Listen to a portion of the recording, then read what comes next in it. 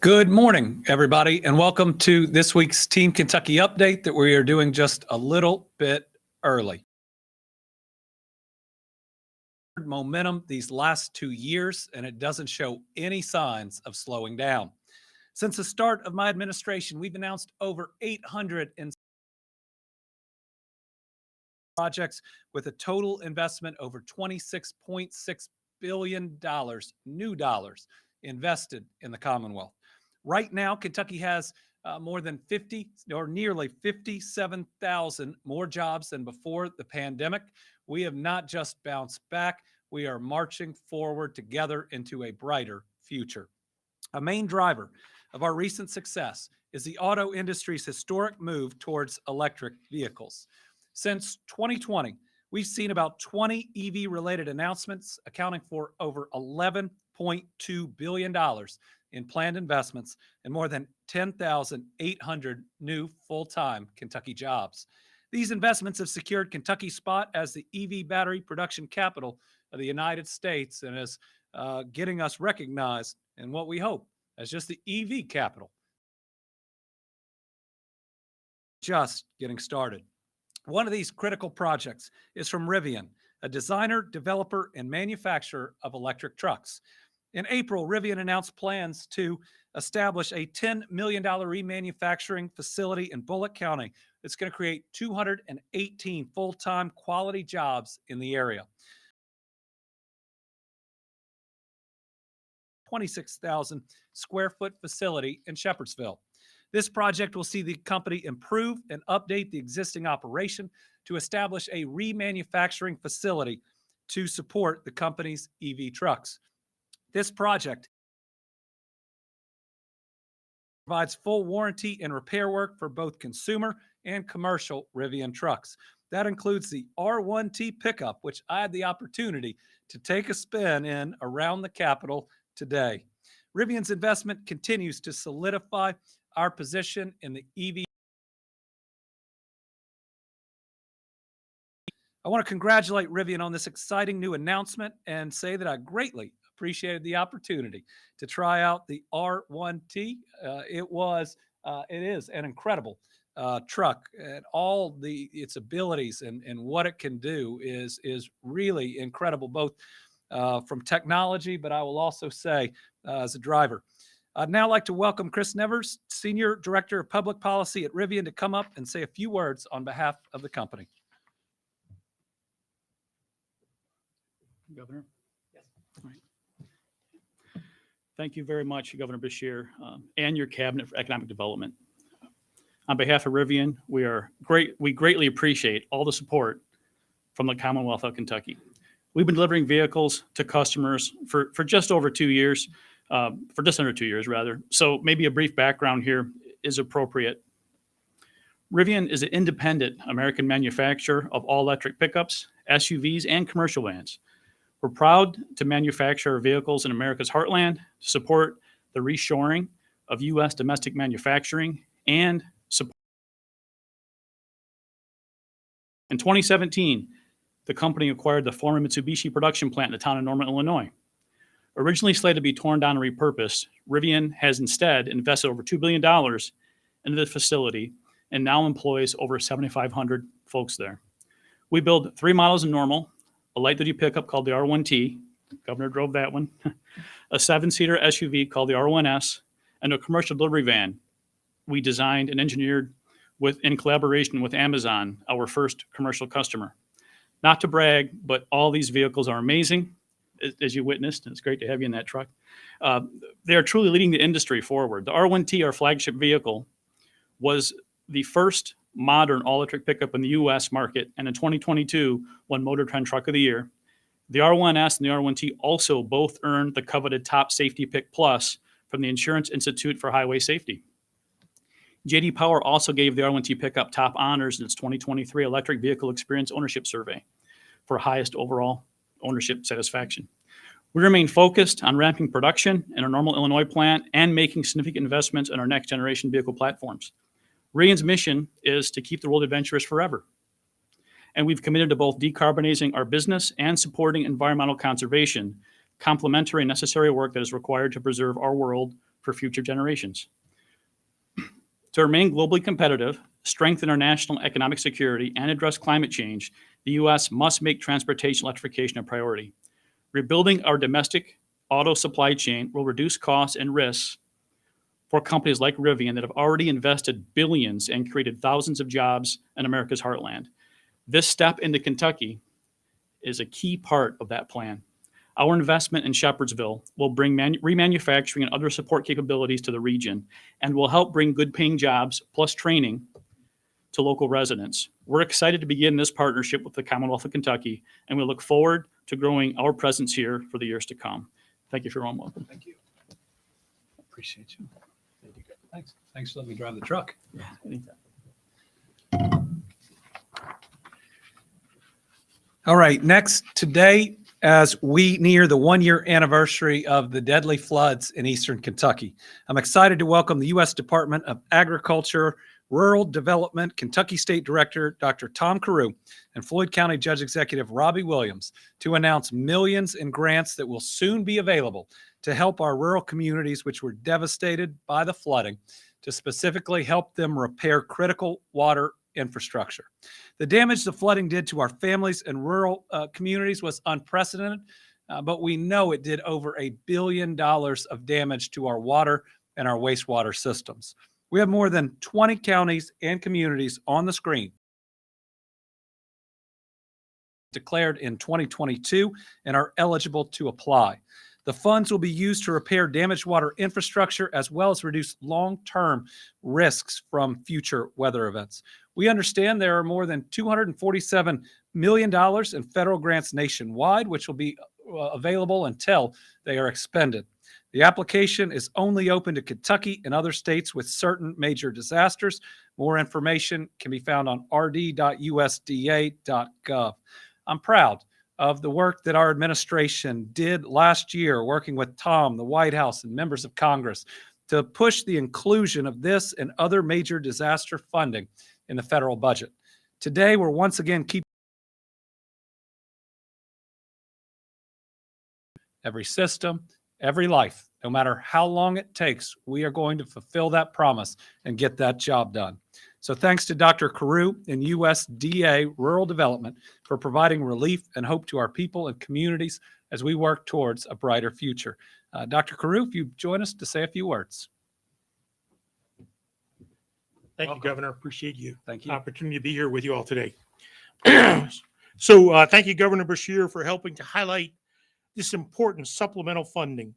I have staff who live and work in the areas hit by last year's flooding, and they've been working since day one to help with the response and the recovery. I'm extremely proud of the work they've done. This supplemental funding will allow us to help even more. No community can thrive without water. That's why we pushed hard for this program. Nationwide, as the governor said, there's $247 million available, of which Kentucky will get an allocation. But in addition to that allocation, as we submit more applications, we have a very good shot of getting more than just our allocation. A quick couple of points to share about the program. There's no match required. There's no maximum amount. Maximum population of the community up to 35,000, which if you look at all of those counties, that's really not an issue at all. This is just another way that USDA Rural Development supports communities throughout their long-term recovery efforts. I want to thank Governor Beshear for his partnership. I also want to mention Congressman Rogers' support in this process in securing these funds. By working together, Eastern Kentucky can build back stronger than ever. A couple of, notes. The regulations came out last night. I have not had a chance to read them. Requirements. Applications are, the window opens, it's open today, and applications are not due until 60 days from today. Please contact our office and talk with us about your applications so our staff can help you work your way through them. Thank you, Governor. Thank you, Tom. Appreciate it. So we're proud that Tom is in this position and was able to help get these dollars. He's not just a Kentuckian, he's an Eastern Kentuckian. So I know that this is very personal to him.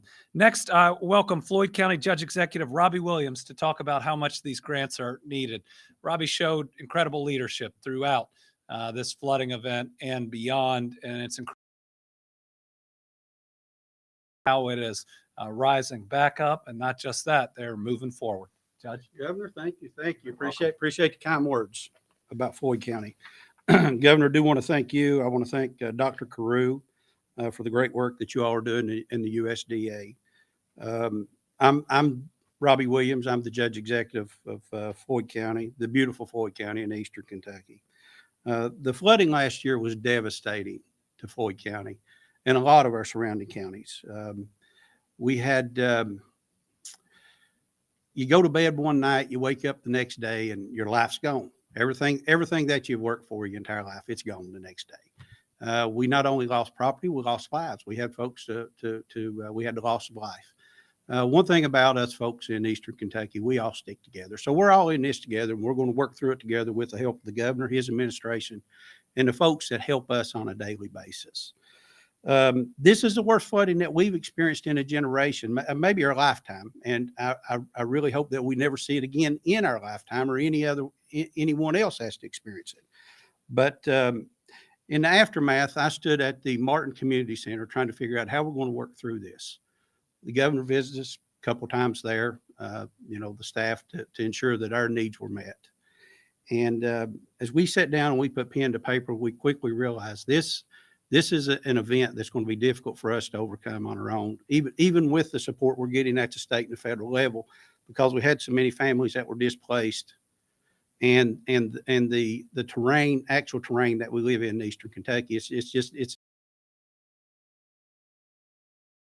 the dollar figure that we came up with in Floyd County that we've had to address for the 21-22 floods. We had actually 3 floods that we've had to deal with in Floyd County. We're over $30 million. And that's a county that has revenue, our revenue budgeted coming in annually of $16 million. And then we're going to have to tack those costs on top of trying to run the day-to-day operations of our county and then turn around and fix the infrastructure. So these announcements really help us to turn the page and try to focus on what we need to be focusing on, and not be so concerned about the funding. We know the money's going to be there. We just have these little celebrate this win. This is what we need in eastern Kentucky. Future of eastern Kentucky is just going to continue to get brighter and brighter. I want to thank the governor. Governor, I want to thank your staff. Rocky, I want to thank you. I want to thank the folks, the good folks at Department of Local Government, the emergency management folks. They have gone above and beyond to help us. But these are the type of programs that are going to help us to succeed and be successful going forward. Again, thank you, Governor. We appreciate everything you do. Dr. Carew, thank you as well. All right. Thank you. That was great work. Thank you. Again, thank you to both Dr. Carew and Judge Williams for your leadership. When we are able to look back, when we have completed the job, again, no matter how long it takes, it's going to be everybody having contributed. Everybody can take part of the credit. And whether that's the different levels of federal and state government, the different branches of government, our strong local leaders, it's just everybody trying to do the right thing, pushing out any of the goofiness or any of the politics, and just being there for our families. That is the very least that they deserve. Disaster. Since we just talked about these new grants, just a very quick update on flooding recovery. There are now 87 families sheltering in our travel trailers. That is down 6 families from our last report. 296 families have really good number. That's the one that suggests that progress is being made for individual families. And now FEMA has approved more than $107.5 million in individual assistance grants. That is 390,000 more than our last briefing. So continue to apply, continue to push. Now, from one great grant to another that's anticipated in the coming week or so. As we continue to build a better Kentucky for everyone, we need to make sure every single family and every single business has access to high-speed internet. This is not the infrastructure of the future. It is the infrastructure of right now. Whether it's business or healthcare, entertainment, education, all of it now requires high-speed broadband to get the highest quality experience and the best outcomes. It is, and it's one that we have to be building out right now. Many areas of our state have been overlooked in the past when it comes to fast internet, but those days are over. This administration everywhere, no matter how difficult it is to deliver for every community in Kentucky so that those communities don't just survive but can thrive into the future.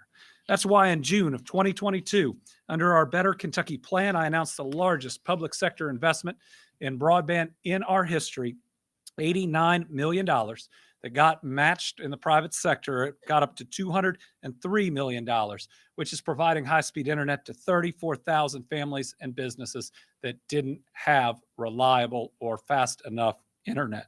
In November of 2022, we opened applications for a second round. That includes $206 million just from the public side that will be matched.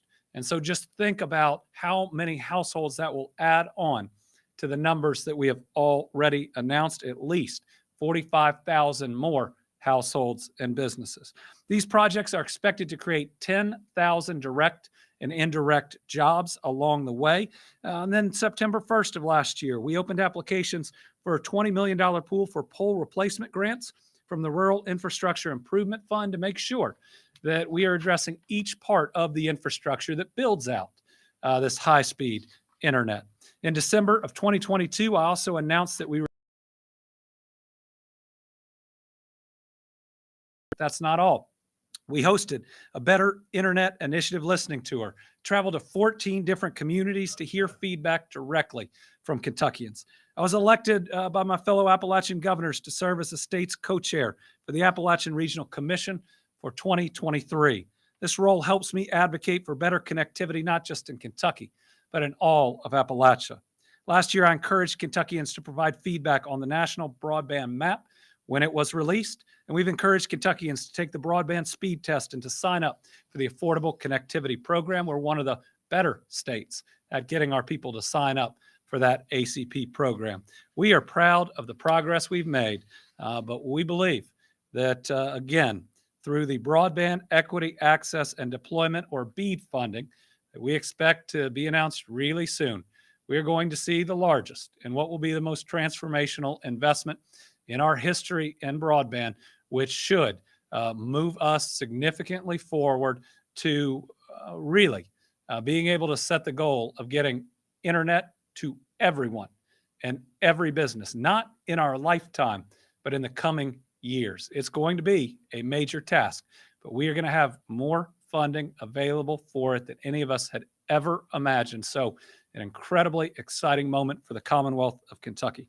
To tell you a little bit more about it, I'd like to invite up the Executive Cabinet Secretary and Budget Director, John Hicks.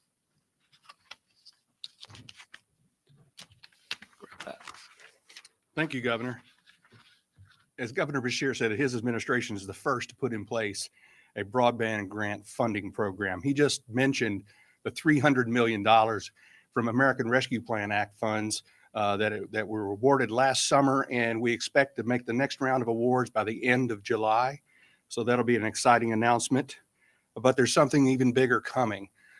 From the bipartisan infrastructure law that the federal government passed, they included for the Broadband Equity Access and Development Program, the BEAD program, $42 billion to be distributed across the 50 states and territories to meet the goal of universal service of affordable, reliable, high-speed internet to all households and all businesses. We expect the federal government has said that they would make the announcement of each state's funding allocation by the end of June. So by the end of next week, we hope to find out how much funding will be available to Kentucky to continue this progress toward universal service.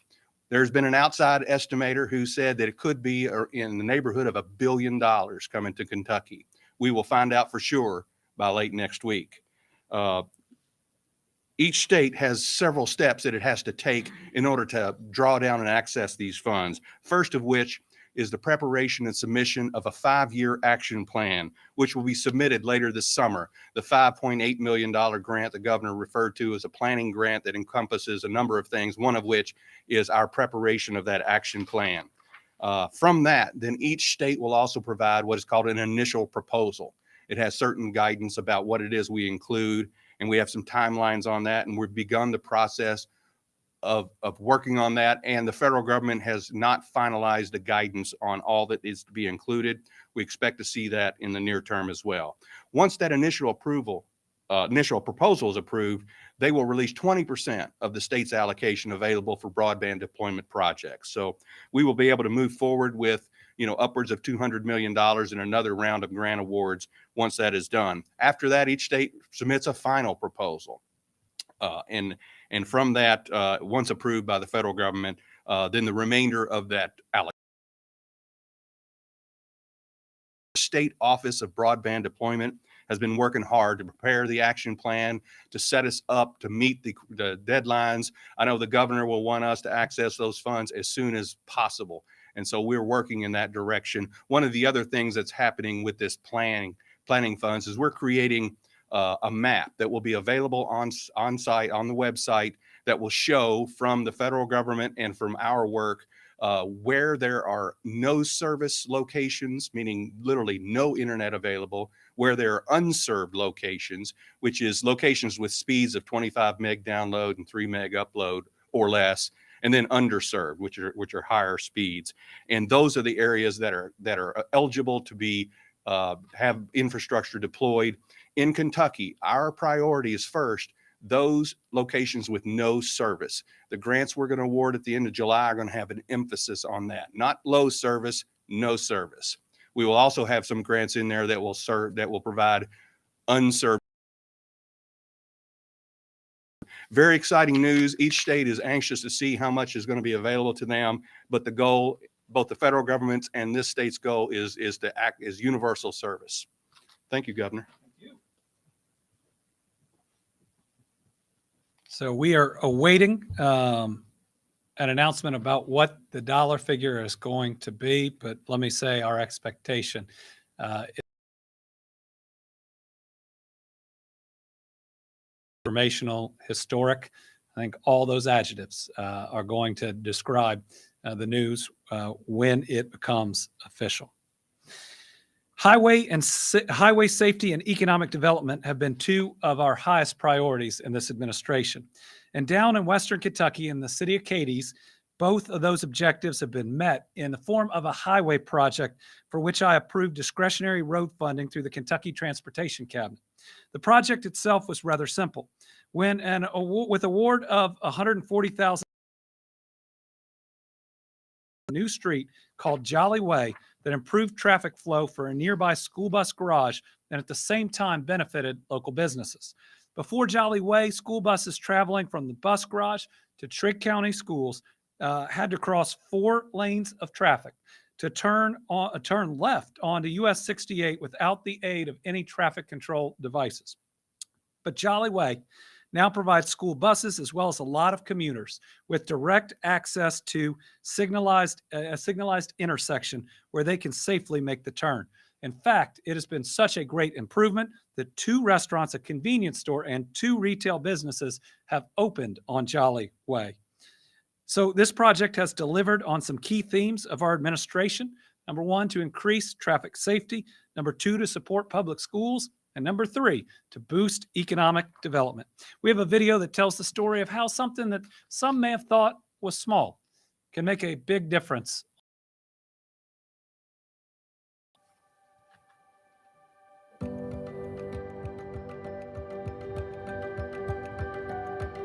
We have developed a Jolly Way up here at the intersection of the business district.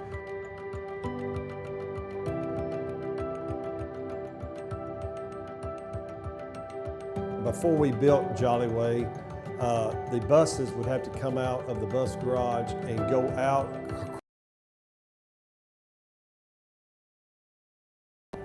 to get to the school system to load students in the afternoon. So anytime you have buses crossing that many lanes of traffic, it just poses a safety issue. What drivers will be able to do now, they'll proceed to the stop sign just up the road and then to the stoplight where they'll be able to use the stoplight to cross a major highway. Mr. Eagleson came to me and he said that we have an opportunity to make everything safer for our students, and I know he had been in touch with Hollis Alexander, our then county judge executive, and they proposed it, and none of us could see anything but making the school system better with being safer. So we proceeded with it, and now we have a beautiful place that makes everything safer. Working with our judge executive, Hollis Alexander, Transportation Cabinet, it's been good. Project was completed, I think, in about a year, I believe it was. So for something of this magnitude, that's pretty impressive. It was a very good experience. I mean, it was seamless and flawless, and the project itself was built in a timely manner, and we couldn't ask for any more, really. Looking at the project, it turned out perfect. We have had 5 businesses come in. The response of the community was overwhelming. We had a lot of praises. Overall, it was a great asset to the city of Cadiz.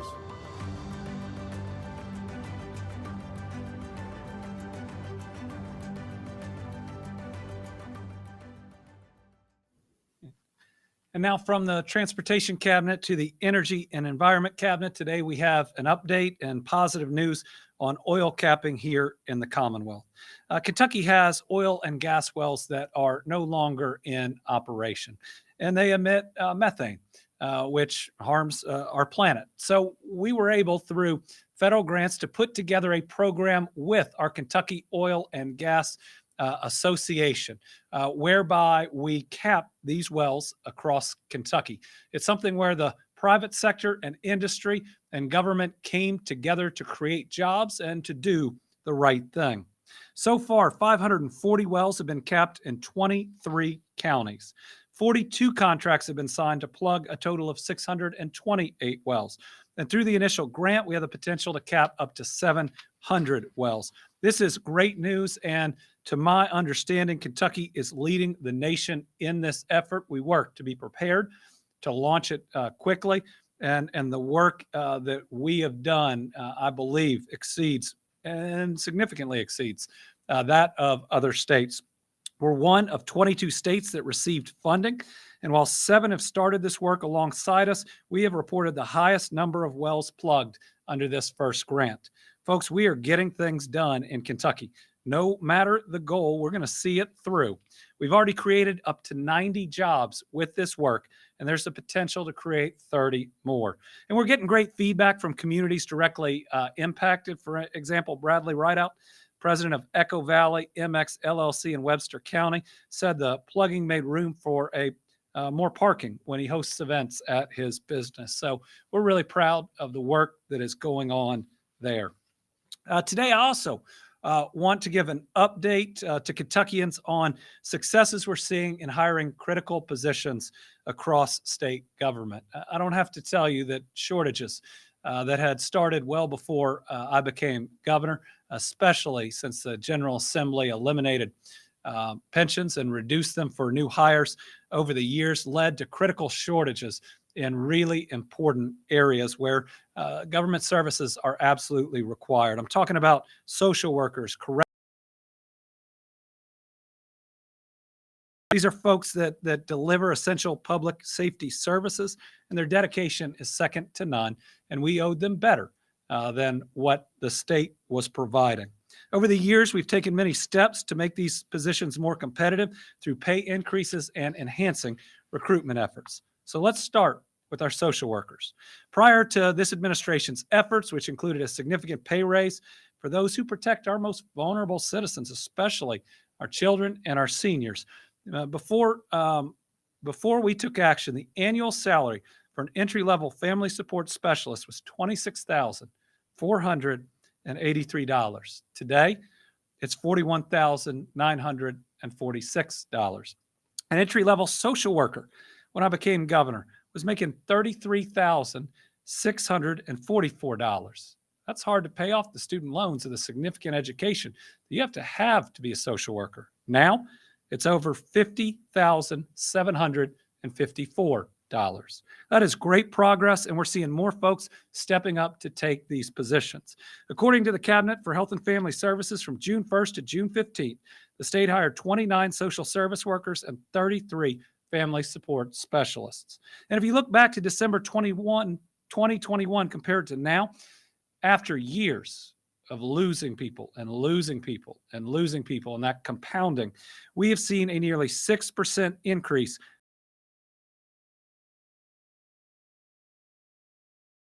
5% increase in frontline family support staff. That has turned around really for the first time, a decline for years that we had seen in those positions. We know how important they are. We know that they protect the most vulnerable, and we're going to continue to work to make progress to fill more of these social workers and family support positions. Now let's talk about law enforcement. I fought hard to get a pay increase for our Kentucky State Police troopers, and last year, the General Assembly included the recommendation we made of a $15,000 raise to our state police. KSP's starting pay for sworn officers increased from $40,000 to $55,000. This is one of the largest raises in state government in my lifetime. And according to the Justice Cabinet and KSP, it's led to vehicle enforcement officers. We also secured a contribution enhancement to the state police retirement funds, which will have an immediate impact for our veteran troopers. I also want to note we're finally able to help our heroes behind the headset, our telecommunicators, because we asked for a very significant raise from the General Assembly for our telecommunicators. We used to call them dispatchers. They take in some of the toughest of calls. General Assembly said no and only provided the regular state raises. What we saw was that staffing and CVE, and we were reaching critical levels. So just last week, we were able to announce a pay raise for them, and that's going to make all our communities safer, because having somebody on that line that knows what they're doing, that is trained, that can dispatch the right people, that can help the individual calling in, that can coordinate multiple different law enforcement agencies, can lead to a better response and a better outcome. These are really important public safety officials. So overall, we have seen a nearly 10% increase in sworn troopers from last year to this year. Retirements pretty much stopped, and we added troopers on top of that. Again, this is after year upon year of decline, finally turning around that trend. We are thankful for our Kentucky State Police, and we will continue to look for ways to encourage more of our Kentuckians to join that noble agency and profession. When we look at corrections officers, according to the Justice Cabinet, we've seen nearly a 35% increase in our corrections officers. We've been fighting for years to get many of these workers a much-needed raise for what is difficult and dangerous work. We finally made progress with shift premiums for all DOs an hour to locality premiums for employees in specific areas. And we were able to provide a 10% increase for the security staff of adult correctional institutions that went into effect December of 2021. These changes brought the starting hourly wage to $20 an hour for a correctional officer. Starting salary for a DOC correctional officer to $50,000. And thank you to the General Assembly who came behind us and has helped us maintain and continue that. Think about it. Now a 35% increase again in an area we were at critical staffing shortages. Again, we've got a lot of hiring we still need to do, but finally moving the right way. Speaking of one other area where we have really needed that, the Department of Juvenile Justice. As you know, we have made significant changes in DJJ for the safety of both our workers, especially in pre-adjudication facilities, as well as the youth themselves. One of the main things that we have needed to do was increase our staffing. It had gotten so low that we were asking people in corrections and other areas to volunteer certain hours. The Kentucky State Police were coming in, I shouldn't say volunteer, fill those shifts. So in 2021, I was able to provide a 10% raise within personnel guidelines to our folks working in a security position. And increased pay for DJJ youth workers from $30,000 a year to $50,000 a year annually. And now we're seeing real results. According to the Justice Cabinet, we've seen a 46% workers. That is really important. Listen, we just had to take a step because of staffing shortages in Campbell County. So we are not out of the woods. But to see us move from a year over year decline to a 45% increase, again, is changing the trajectory, is moving in the right direction, is doing what it takes to build that safer Kentucky. So progress is being made. And finally, our Team Kentucky All-Stars. All-Stars. Just a few days ago, it was reported that a Louisville man was in Shelbyville swimming in a local lake when he suffered a heart attack. But thanks to the quick action of 4 Eagle Scouts and local lifeguards, Bruce Otto is alive and with his family today. As reported by WLKY, Otto said, "I'm not sure the gratitude I have." This all took place at Camp Crooked Creek, a summer camp for kids involved in scouting and other organizations. These young Kentuckians bravely jumped into actions and saved a person's life, and we are forever grateful to them. So today, I'm proud to name the entire Camp Crooked Creek staff, especially the aquatics team, as this week's Team Kentucky All-Stars. Great job. All right, today we have 1 journalist in studio and 3 on the line. So we'll start here with us today, Tom Latek. Thank you, Governor. Good afternoon to you. Well, actually, good morning. So, if you want to answer this, or if Director Hicks is still around and can answer, how are we able to determine that Kentucky could get $1 billion in this grant? You know, if it's $49 billion overall, it's kind of rare that we get 1/50th of anything from the federal government. Yeah, right. There are outside entities who have expertise in broadband who have been monitoring the Federal Communications Commission's map, because that is going to be the basis for determining how many unserved and underserved locations there are in each state. So they've continued to make estimates, Tom, about what Kentucky might get after kind of synthesizing the information. So it's an estimate, and I believe at 1 o'clock at one of the legislative committees, there's going to be a gentleman who's involved in one of those estimating who's going to be testifying. And one of the reasons we expect to get a significant amount of money from this is the hard work of local officials of our new broadband office that, again, went around the state to make sure they are looking at the maps and that we are correctly identifying areas that we do not have service, because the FEC puts out a broad map and it may say that in your area there is service and there's not. And I believe we've had more Kentuckians, thanks to strong local leadership, step up and say, no, there's not service in this area. They call those challenges. We believe a lot of them have been successful, and because of the work of coming to us. All right, next we'll go to Austin Horn.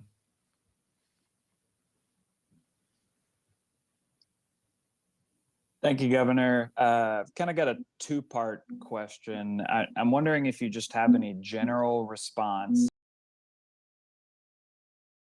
to Weddle using his credit card for donations to the KDP in your campaign above the max limit.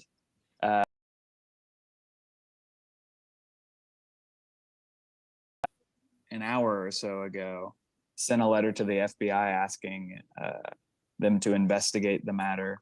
And I'm wondering if you have any response to that. Well, I've made a practice to not talk about campaigns or politics at this podium, but every election I've been in, I have advised and required that my campaign follow the letter and spirit of every campaign finance law. And when any situation arises, to address it with transparency, to do what's right, and to work directly with the regulators. My understanding is that the campaign has met each of those requirements, worked directly with KREF, explaining everything they knew about the situation, and worked to remedy it, again, directly with the regulator. That is an open, transparent way of trying to do what's right. Karen Czar, WUKY. Good afternoon, Governor. Thank you for taking my question. Gender affirming care bans have been struck down now in Arkansas and Florida just in the last 2 days. And I think by total now, 5 states bans have been struck down. What kind of precedents do you believe this sets? How will it affect or impact, do you think, what could happen here in Kentucky? And what is your reaction? Thank you. Well, first, I believe that every child is a child of God, and we should approach any situation, especially with our children, with empathy. I believe that Senate Bill 150 stripped away the rights of parents to make medical decisions for their children. Now, I hear the General Assembly claim they're for parents' rights, but they took away every choice a parent has in this area for their kids. Now, they want to focus on some of the most extreme areas that don't happen. But what they took away are basic medical decisions for parents to be able to make. I believe that we all want to do what's right for our children and that we should be able to make those decisions. And I think you are seeing that in these decisions around the country. Joe Sonka, Courier-Journal. Thank you. I also have a question about Randall Weddle. Do you personally believe that he should be prosecuted for $200,000 of possibly illegal straw donations, which your campaign and the KDP discovered and refunded? Do you think he should be prosecuted for that? Well, my understanding of the situation from the campaign is that what you just told me is not accurate, that it wasn't discovered by a campaign, but it was brought to the campaign by those donors that expressed a desire to remedy the situation and then went to the registry to try to do that. So I don't believe your factual predicate, at least from the memo that's been put out by the campaign that handled this situation, is correct. Okay. Thank you all very much. We'll be back next week with our Team Kentucky update. Thanks again.